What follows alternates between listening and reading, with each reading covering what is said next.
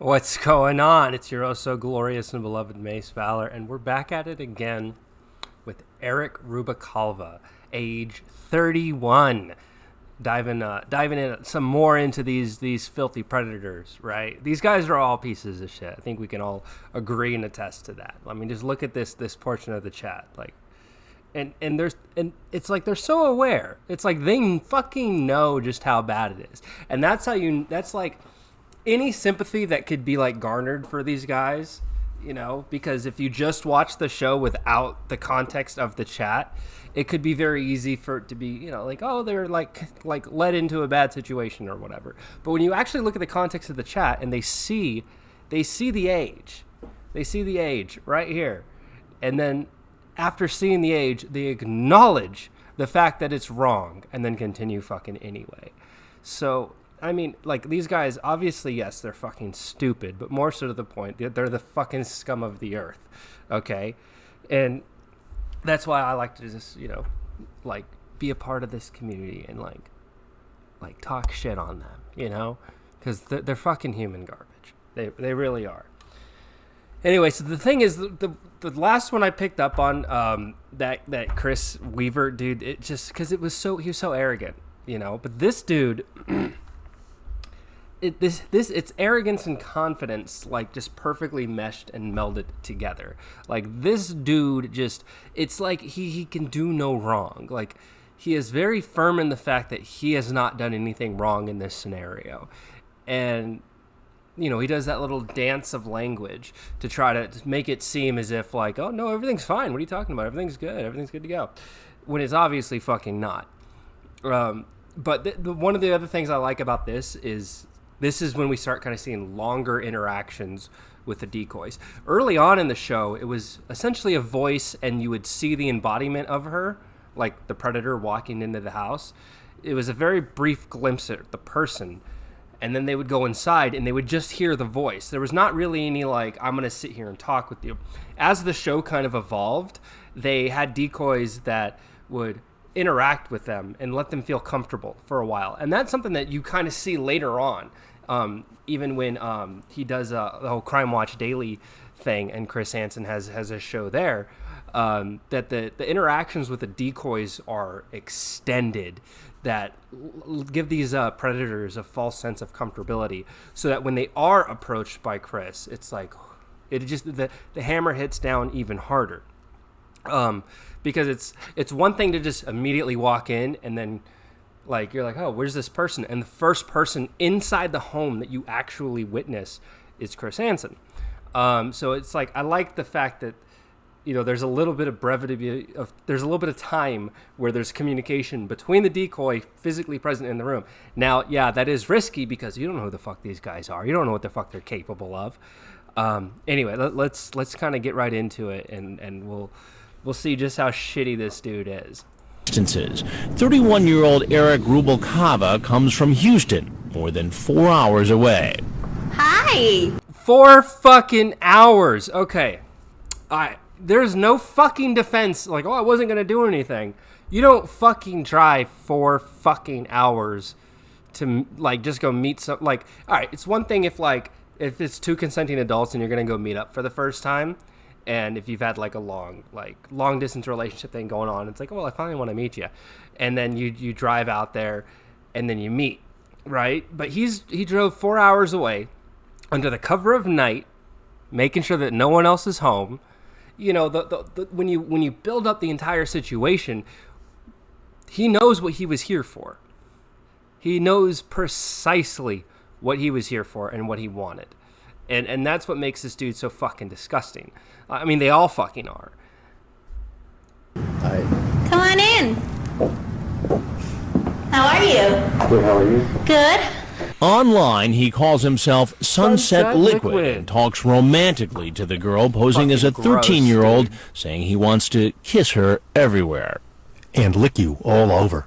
Really? Lick me? lick me? Yes. He makes it clear he means oral sex, both giving and receiving. This shit is so fucking gross, man. And he like came in, he got a blazer on, he fucking slicked his hair to the side. Like to him, this is like, he got ready for this. He took time to make sure that he's very, very well put together. Now, could that be just like the standard thing in this man's life? Is he just that kind of person that just always dresses up like to the nines whenever he goes out in public? Could be. Yeah, that could just be the type of person he is. Because a lot of the people that we see on here, it's like they just got off of fucking work. Like they're not dressed up as if they're there to meet a person that they're wanting to have like any sort of long-term whatever with. It's they kind of dress in like they're going for a hit it and quit it kind of deal and bouncing. So he put time and effort into looking the way that he did to make a very good first impression, to be as appealing as humanly possible, to maximize the success of the endeavor that this man, this illegal endeavor that this man was participating in. Could that be why he drove all this way? Well, we got soda. I'm sure you're thirsty. Got soda and some hot. I'm sorry, no one drives 4 fucking hours and not expecting a piece of ass. Okay, so this dude is obviously guilty right out the fucking gate. Candy and everything. Sit down. You got water? No, I'm actually out. I drank it all today. I've got root beer and Coke. Yeah, so that's one of the funny things about the decoys, that there's always a little something that you can nitpick about them. You got any water? It's like it doesn't have to be in a bottle. Like, what, you drank all the water, what about like in the tap? Like, that's what I would think, like a glass of water.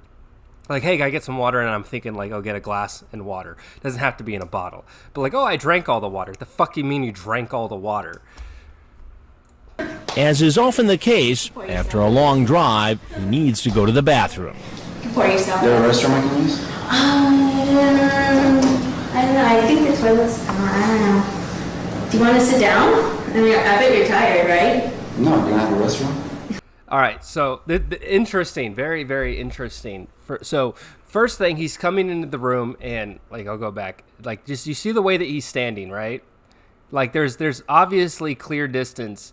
So he comes into the room, and then he like stands in this position for a good while, right? And he's standing. He hasn't made himself comfortable.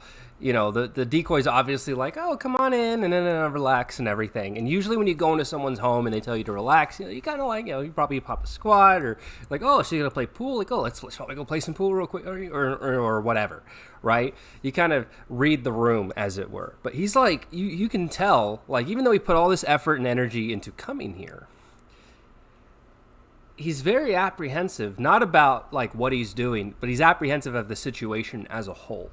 And you can tell he's like kind of like, all right, so before I get comfortable, like he's like kind of, it's like he's gauging his surroundings. He is effectively reading the room, and he's not getting good vibes already. And just like Chris says, like, when they ask for a bathroom, which is something later on that in the show, like they kind of address where, okay, we set up so they can go to the bathroom. And that's a big thing. If a predator gets to a location, asks to use a bathroom, you let them use the bathroom, they go and then come back out. That like already like lets them know, like, all right, we're gonna be here a while. Shit's gonna be like all fine and dandy, right? So it kind of eases the transition into Chris coming out, which we see later on. But here, at this point in time, that's something that they didn't do back then. Like, we want to have full control. So the moment that he enters that house, effectively, he loses all control. Once he's past that threshold, I mean, hell, just even driving to the location, he has no control of his future whatsoever. The only thing he does have control of is staying in that position and talking to Chris Hansen. I don't know. I think the toilet's. I don't know. Do you want to sit down? Like, that's weird. I bet you're tired, right? No, do you have a restroom? But the decoy... Yeah, like, that's so weird. It's like, hey, can I use the restroom? And then that's like, well, I don't know. It's like, the fuck kind of answer. Like, yeah, so of course he's, like, going to be like, what the hell kind of response is that? You don't have a fucking bathroom? You don't have a fucking faucet of water? Like, what the hell's going on here? Boy, an actress hired by Dateline doesn't want to let him go any further into the house, where he could spot our crew. Well, why don't we just sit and talk first? I mean, you just got here. I'm gonna go outside for a little bit. No. Yeah, and so trying to get in his mindset, he's like, I'm gonna go outside real quick. He's feeling like this shit's kind of weird, you know? Like, he's like, something's very fucking wrong. You don't have fucking tap water. And, you know, you can tell, like, you just look over this kitchen. It's not very lived in. Like, I don't know if, like nowadays, this would be the equivalent of, like, an Airbnb, you know? Where, you know, you'd have, like, it'd be, like, very bare bones, minimal, like, living arrangements. But you can tell just by looking in this kitchen, there's not a whole lot going on in there. So that kind of tells me, like, no one really actually lives here, which, of course, they don't. It's a sting house. It doesn't need to be lived in at all. So, but yeah, he's feeling the vibe. Shit's sketchy. They don't have a bathroom. There's no running water. I should probably step outside. I don't know, but I'm not feeling this, you know. Oh, sit down. Come on. You said it was a long drive. That's when I step in. Hey, sir. I need to talk to you for a minute, please. Come on over here. And right there. So that's the thing that we love about Chris, is that he's well dressed and he's a dominating voice and stuff. And the guy you can already tell he felt like something was up. He was already leaving to go out the door. There was no reason for him to come back. But a lot of the assumption is, if it's not the father, if it's not the parent, if that's not who this person is, then it has to be law enforcement. So if I do decide to continue to walk when they tell me to stay, then I'm going to be in more hot trouble than, you know, because the whole resisting arrest thing. So that's why we see a lot of these guys volunteer to stay. And they volunteer to stay and chit-chat. One, to see if they can weasel their way out of the situation, you know. And two, if it is indeed law enforcement, you know, they you know, the assumption that Chris being law enforcement, they have to kind of, all right, I have to kind of go along with this. What's happening? Not much. Then he recognizes me. This is the show. Huh? This is the show? Which show? To Catch a Predator. Yes. On Dateline. Yes, sir. So even though he knows who I am, he decides to stay and talk. Sunset Liquid starts off by claiming he thinks the girl he's here to meet is 18. Fuck no. I'm serious. I thought it was 18. But that's not what it said in the chat log. I really don't remember, sir. I don't remember. Like, as if, like, so not, like, that's like a get out of jail free card. Like, oh, I don't fucking remember. But when you look at the chat, it's like, that excuse, like, it doesn't work, okay? Like, it doesn't work as an excuse, period. But, like, I guess what he's trying to tell us is, like, the assumption of, oh, I forgot. Like, she told me the age relatively early on and we just kept chatting. But the reason why it never works is because the predators always acknowledge the age. And yeah, it could be like a circumstantial thing. Like, a lot of these predators kind of fall into it. Not saying that they aren't predators, they fucking are. But it's kind of like they're online chatting, they see a girl. This girl is giving them the light of day and talking to them, and it just so happens she's underage. And the guys are like, well, fuck, I know I should not be talking to this person, but I do want to find someone to hook up with. And this person, they seem to be willing. So I might as well just go along with it. Like, they're that desperate for sex.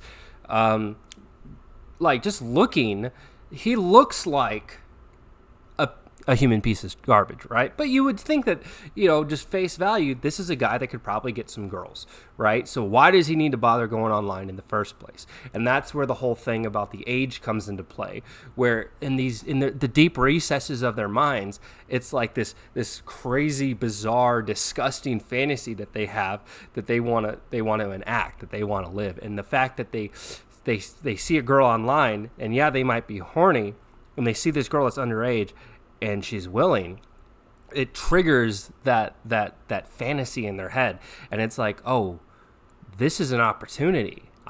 This is never gonna happen again. I got to take this, you know. Instead of like being a horny guy that's like, hey, what's going on, girl? You want to hook up? How old are you? ASL. Oh, fuck, you're on. Bye. Like, not even saying bye, just ghosting the motherfucker, clicking out of the thing. Oh, my bad. All right, I'm gonna work on my approach and get the age first. I want no part of that business. But that's how you know that these guys are pieces of shit, because they see the age, they acknowledge the age, and it's the fact of the age and, you know, the willingness that kind of, it really like sets a fire to these deep-rooted fantasies that these guys have. Here's a little reminder. The decoy told him she was 13, and he types, I could get in big trouble by just talking to you. Yep, the I could acknowledging. even go to prison. Have you met other Here we girls go. who were this age Here before? we go. No, sir. Nope. I like to meet people from all ages. Right. All ages doesn't mean that I'm going to have a sexual encounter with somebody. That's not my intention. So you were just going to come over here and hang out? Well, she said she wanted to take photographs. I like to photograph all kinds of people. So I haven't read this dude's chat log. I mean, I've seen some of the chat logs from some of the more prolific predators. Thank you, Dave's Lemonade. Thank you, Fast Eddie. You guys fucking rock. Yeah, but I haven't seen the chat for this particular guy, but like that comment, like, oh, I meet people of all ages. So that's kind of like oh, it doesn't matter, all ages. I talk to anybody of all ages. What's it fucking matter? And then to say, oh, she wanted me to take pictures. I'm a photographer, and it's like, wait, so you're coming to meet this underage girl that you had a sexually charged conversation with, and then you say that, oh, I came to take pictures.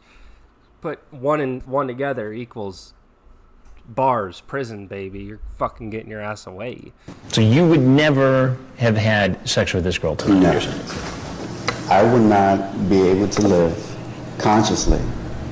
Yep. All right. Now this is like, and I've talked about this before in other areas of me being on the internet, the whole appeal to emotions thing.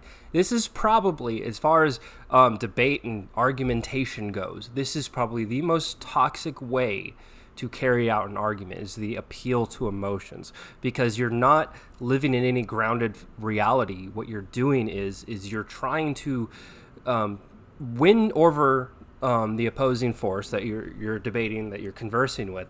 You're trying to win them over. You're trying to trump them. You're trying to win the debate, win the conversation by the end-all, be-all being the appeal to emotions. And yeah, you could not live with yourself if you did this, right? I think that's like a universal thing. Like, it's a feeling that a lot of people have. There's a lot of things that we just could not live with ourselves if we did, because there's certain things that are so vile that if a human being participates in certain activities, it will literally destroy our souls. Now, yeah, there are people that just could not, like fucking what? Jodi Arias said the same shit. I could not live with myself if I killed my ex-boyfriend, which she did.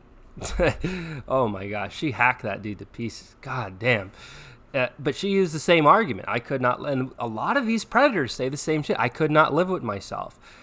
That doesn't tell us anything. That doesn't give us any.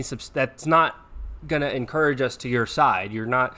Oh, I couldn't live with myself if I did that. But here's the evidence. Here's the proof. Here's the conversation. You said all this stuff, and you showed up. Put one and two together. You know, this whole appeal to emotions, like, oh, believe me, I have a conscience, I have a code of ethics and morals that I live by. If I crossed a particular line, I could then not live with myself. Therefore, you should believe the fact that because I have a certain code of ethics and morals, that I would not cross certain lines. So, therefore, I'm in the clear. No. Fuck no.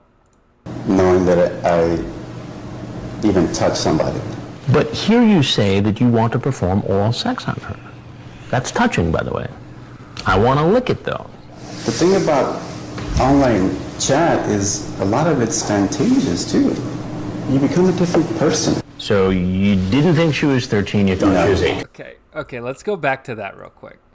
The thing about online chat is a lot of it's fantascious, too.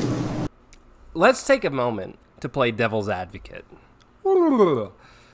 Yeah, we become very different people online, okay? We become extremely different human beings from who we are on a daily basis when there's any kind of online interactions, especially when there's the assumed anonymity, feeling of being anonymous, right? So when you're engaging in discourse online, let's use Reddit as an example. There's some people that have Reddit accounts that, like, they talk and they say a bunch of fucking crazy shit, or they'll make an account on Twitter that has no links to who they are as a real human being. In the real world, it's just an account, right? And they say some crazy fucking shit that they otherwise would not say, because it's this idea of being anonymous online. The problem with this guy is the whole idea and the notion and the argument of things are fantastical. It's a fantasy in online. Therefore, whatever happens online does not equate to the real world. Now, that could be a very compelling argument. It doesn't work here. Why? Because once again, the proof is in the pudding. He carried out a conversation and then showed up. Drove over 4 hours. 4 fucking hours. And showed up at this house. What else are we supposed to think? Like, we're not going to fucking believe anything you say because you showed up. So everything that's in the chat, it's like, yeah, but you showed up though. Is it a fantasy? Is interacting with people online, it's just a fantasy, it's not real, it's like all in your head, it's whatever. Yeah, that argument solely on its own, outside of this situation, could that be like a realistic thing? Is an excuse? He's using it as an excuse, which is why it doesn't work. It's never an excuse, but as a statement, thing about being online is Fantascious. Yeah, it is a fantasy. It definitely can be, and it is for a lot of people. A lot of these keyboard warriors, like, oh, I'll fucking kick your ass, or I'll fuck your mother. Like when you kill them at Call of Duty, like, yeah, like they're never actually going to fucking do that. They're just pissed off and saying shit online. But that barrier goes away the moment that you enact and you go. But like I said, even still, his argument doesn't work because of the chat plus him showing up.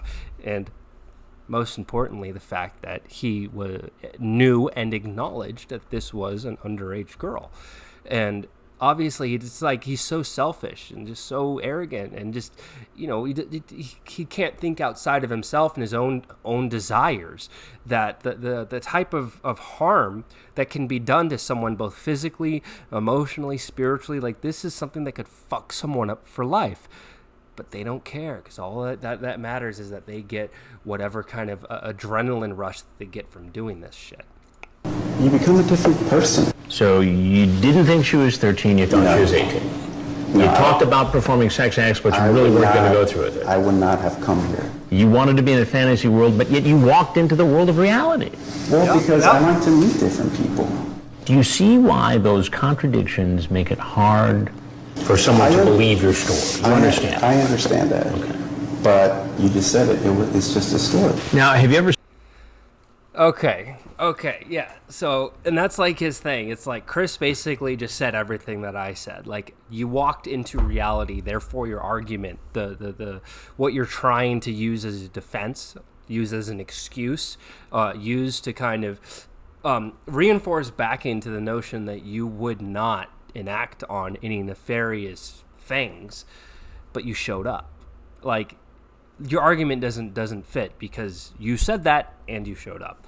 And then on top of that, and he's like, but yeah, you're right. What do you say? Yeah. I understand that. Okay. But you just said it. It's just a story. Now, yeah, it's just a story. Like, no, dude, no. It's like he's trying to grasp. Like he's realizing that he's fighting a losing battle here. Like anything that he tries to explain to Chris isn't going to work. So now he's trying to grasp at whatever he can. So he's not outright denying anything. He hasn't denied anything yet. He did the whole thing about, I thought she was 18 or whatever, but I haven't heard him like expressly be like, whoa, no, that's not me. Or, like some people like, I thought I was talking to her aunt and Andrea or whatever, or Adriana. Like he hasn't said anything like that, but he's kind of grasping to stick to his story, which is like he's trying to reinforce some sort of philosophical moral high ground where the interactions of doing your shit on the computer doesn't equate to who he is in the real world as a human being, which once again he drove 4 fucking hours. Doesn't add up, bud. Have you ever seen the Dateline show before, To Catch a Predator? I've seen it one time. What'd you think about it when you saw it? Well, it's disturbing how these men are actually wanting to have sex with these girls. Does it disturb you that you're now one of those men who's walked into the investigation? I love you, Chris. Oh my God, that is so fucking like. So he says like, so what'd you think of the show? He's like, oh, it's disturbing. once again, this whole moral high ground thing. He's trying to like, yeah, he knows it's fucking bad. He fucking knows it's bad. And everyone in the world could attest that it's bad. So he's like, yeah, you're right. Yeah, I saw it. It's terrible that these guys would want to do that. I'm not one of them. I'm not me. Not me. Like I said, not fucking me. I'm not the same. I'm not the same as those guys. I've seen the show. Yeah, I'm not like them. But you're here. Do you not? I mean, we're in the same room together right now, right? Like Chris is like, it's not that he's perplexed. He's never perplexed. He carries himself very well, which is why he's just made the show as amazing as it was. But like the fact that this dude is sitting there, like he's trying to maintain the moral high ground. He's trying to like cement himself and be like, yeah, I agree. It's fucked up. Those guys are fucking weirdos. You're one of those weirdos. It does disturb me, but again, I don't feel at all guilty because my intentions are not to have sex with this person. So your conscience is clean at this point? At this point, yes. Well, Eric, as you know, I'm Chris Hansen. And, your conscience is clean. Yes, my conscience is clean. He doesn't feel any guilt whatsoever. So this is the kind of person that will use any kind of means of argumentation possible to dress up the situation to put himself in a favorable light. So this interaction right here, it kind of gives us a glimpse into his life, as Dave's Lemonade says. But like, it's so true. It's like, if this is how he's interacting under a high stress confrontation with Chris Hansen of To Catch a Predator fame, and where he's one of these guys that he's witnessed online before. And in this intense situation, if this is how he reacts, he's carrying himself pretty high. He's, I'm pretty sure his heart's thumping, but at the same time, it's like, contrary to the last dude who was arrogant as fuck until the chat log came out. We saw that last time when the chat log came out, he was like, oh shit, fuck. And like his whole demeanor changed. This is a guy, before coming, knew about the show. Came in, saw Chris, oh, I know what's going on here. And then carried himself with confidence that he was morally, ethically, like in the right. And now he's been given like these philosophical reasons, to paint his excuses to cover up his fucking tracks. And it just doesn't work. And that's what disturbs me about this dude, is that there are probably more avenues of this guy's life where he's enacted the same way, to where he's kind of acted like, I might have done something wrong, but it's not my fault because of whatever reason, and he'll latch onto whatever like faint branch of safety he can and hang on to it for dear life and use that as like his grounds for being in the right when he's clearly in the wrong. So yeah, this dude probably like has burned some fucking bridges in the past. He's probably like betrayed some friends or, cheated on some girlfriends, and to him, he's in the right because of how he views the world. Now, the way that laws work is that collectively as a society, we kind of agree upon certain values. Like, what values do we want our society to have? What values do we despise as a society? And a lot of our laws are centralized around a kind of social agreeance to certain stretches of morality. Having sex with underage kids, we don't fucking like that. We have laws against that. Killing someone unjustly outside of self-defense, murder, homicide, we as a society don't like that. So therefore we have laws against that. Stealing another person's property, we don't like that because we wouldn't want it done to us. Therefore we have laws against that. But he's the kind of person where those laws of society do not apply to him because that's not how he views the world. And so, yeah, he definitely comes off as an extremely egotistical, self-centered individual. And all that matters in his world is that he is in the right and he is, benefiting at any cost. From Dateline NBC, we're doing a story on men who try to meet children online. Right. It's definitely a shame that I'm in this predicament. A shame why? Well, because I have a person here interviewing me and has this chat, this Fantascious world that that I was in and that I'm here, and I don't know what the consequences are going to be when I walk out that door. So now here's the thing. Oh my God, I just forgot it. I was about to say it. Let's hear that again. A shame why? Well, because... Oh yeah, he's like, well, no, now here's the thing. The cameras are out. He already knew that he was being filmed because he's seen the show before. Now the cameras come out, and now before he was talking directly to Chris, because even though he knew about the show and he probably knew in the back of his mind, yeah, they're filming right now, he was having a conversation with Chris. Now, everything that he's saying, he is then repeating what he said before, and he's reinforcing it by repeating it, by saying it again to all of us, to the cameraman, to the film, which will then be broadcast to everyone else in the world. He is basically saying, hey, it's a shame I'm in this predicament because of this, and that's his excuse, this fantasy that I was thrown into. And it's like, all right, you're ignoring the fact that just by having that type of conversation, I mean, even having that type of conversation is against the law. So how do you explain that? And that's something that's interesting. They always kind of focus on the whole intent thing and, physically coming. And I don't really know a lot about law and everything, so I guess there might be some sort of legal reason why they kind of focus on intent and the guys arriving. But yeah, so just having a conversation with someone that you think is underage and saying all this stuff, that's morally, ethically wrong. And wait, hold on. Let's take a moment and ignoring the fact that he even came here in the first place. He was stuck in this fantasy that he had online with someone that said that they were underage. So ignoring the fact that he even showed up here, he's the kind of guy that if you're like, well, what about just interacting in that type of chat with that girl? I mean, that was clearly morally, ethically, all that stuff. It was fucking wrong. What do you have to say about that? I guarantee you, he'd be like, well, it was a fantasy, so therefore it doesn't count. It's like ignoring the fact that in his perception, in his eyes, that the other person on the other side of that screen was a child sitting in their room on the computer, unsupervised. You know what I mean? Like he just doesn't give a fuck and can't see outside of his own narrow worldview.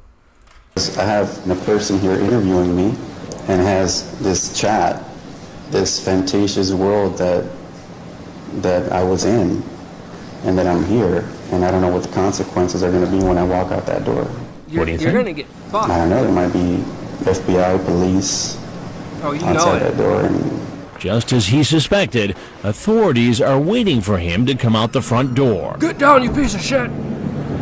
Police, on the ground. On the ground. On the ground. Yeah, let me assist you and just push him down a little more. That's a whole tangent I get about police brutality and everything, but it's something about and this goes back to the whole morality thing. When you see police officers manhandling these guys, and I wouldn't consider that necessarily a manhandle, but when you see police officers manhandling these guys, it's like there's a tiny, tiny, tiny bit of justice that is served in that moment because these guys they deserved it. Now, there are some guys that I've seen on the show get interacted with the police officers, and some guys it's very tame because the guys might be really older. So they handle them differently, but there have been some times where I see them slam dudes to the fucking ground, and seeing that, it just feels good. It's like, and I don't think anyone can deny that. It feels good seeing these guys get like on some level physically hurt for this, for this shit because they fucking deserved it. He's probably gonna get ass raped in prison, so. Like all the other men who show up at our undercover house, he's taken to the police station where his car is searched. There's the one.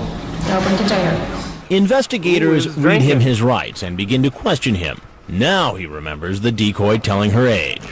she didn't see. Okay, hold on. So this is the thing, man, and I am anti, fuck all these predators. I think it's good that they sit and talk with Chris. I think it's good that they fucking spill their beans to these interrogators because it just reinforces anything for the prosecution to nail these guys to the fucking cross and send them away.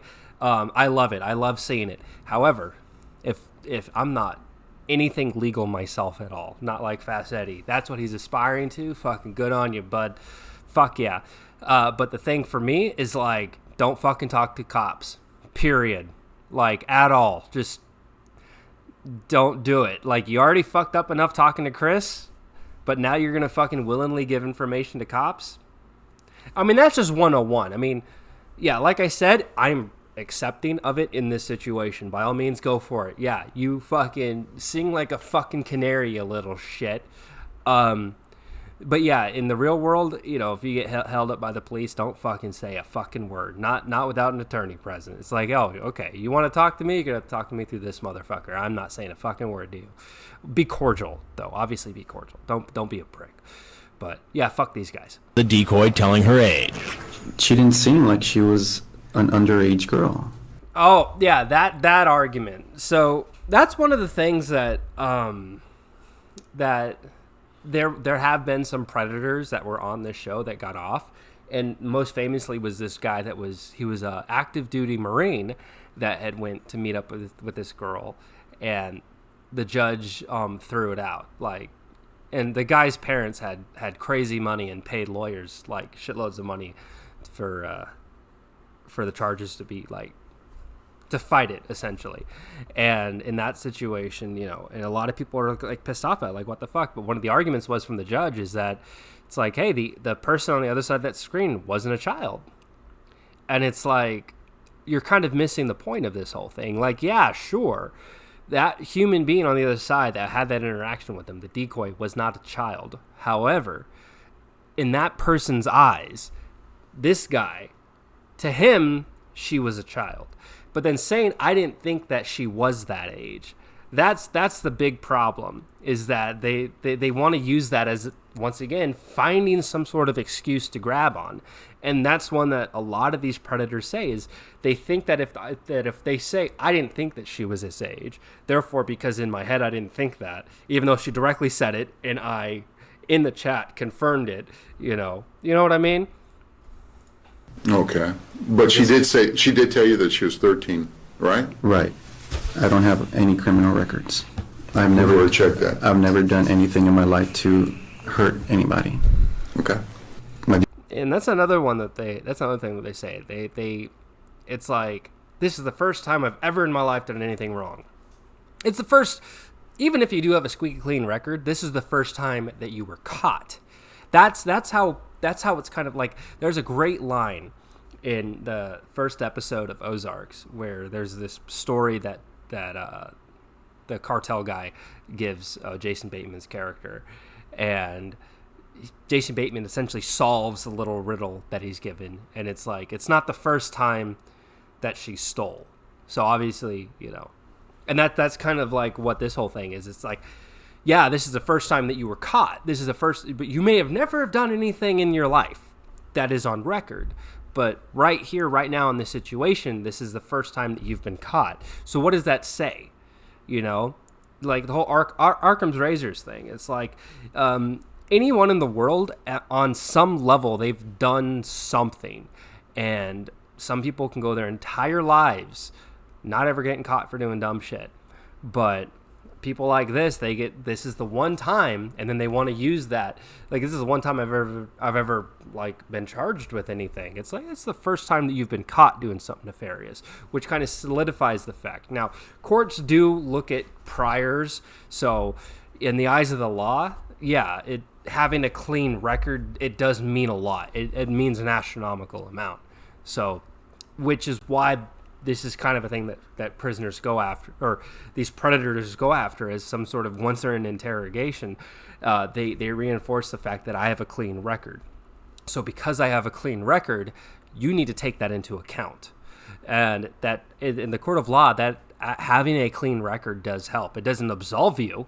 It doesn't mean that this is like, oh, you had a clean record before, slap on the wrist, don't do it again.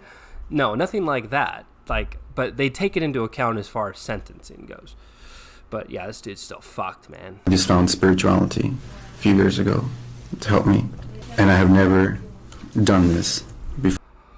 Oh, fuck. And there we go. Oh, I didn't notice that piece before. So I found spirituality. So that's another thing that a lot of predators use as a hinge, is like to reinforce like some sort of philosophical, moral, ethical, excuse, and like trying to like, oh, I would never do this, and it's because I believe in God, or because I have this emotion about this thing. They kind of use this whole religious connection to kind of be like, whoa, I'm good. I'm spiritual. I believe in God. Therefore, I would never do anything. It's like, motherfucker.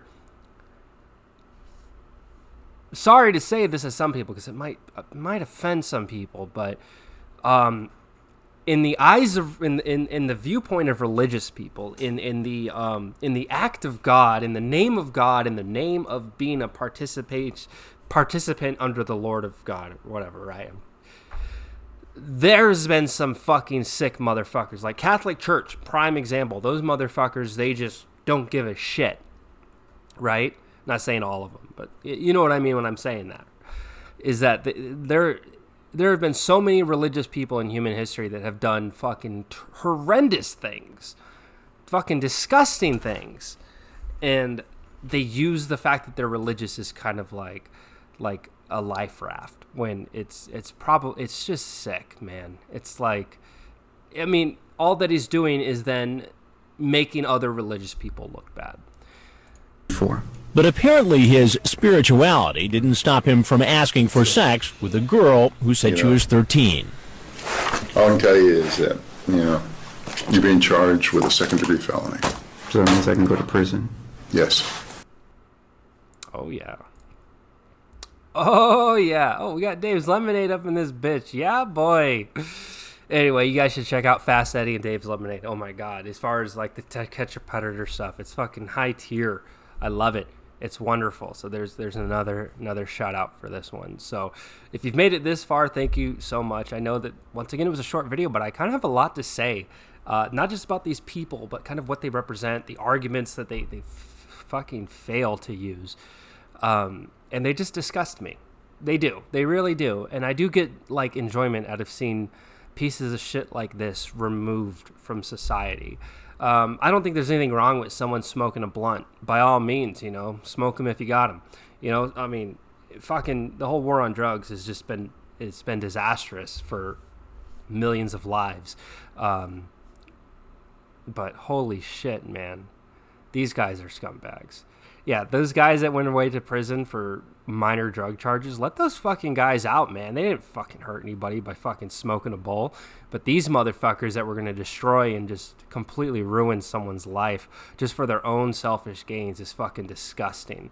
And, I mean, yeah, they deserve the gallows, if you ask me. We don't need that kind of disgusting, like, hey, man, I'm not going to kink shame. If you're into some weird, crazy shit, let your freak flag fly. But as a society, we've all agreed upon, like, let your freak flag fly so long as both parties are consenting adults. All right? And that's kind of the way it should be. Anyway, let me know in the comments down below if there's a particular predator I should do next, or if there's a particular angle that you want me to kind of take it from. I want to know your guys' opinion on all this stuff. I have a lot of fun with this, and hope you guys did too. As always, I'm your so glorious, beloved Mace Valor, signing off.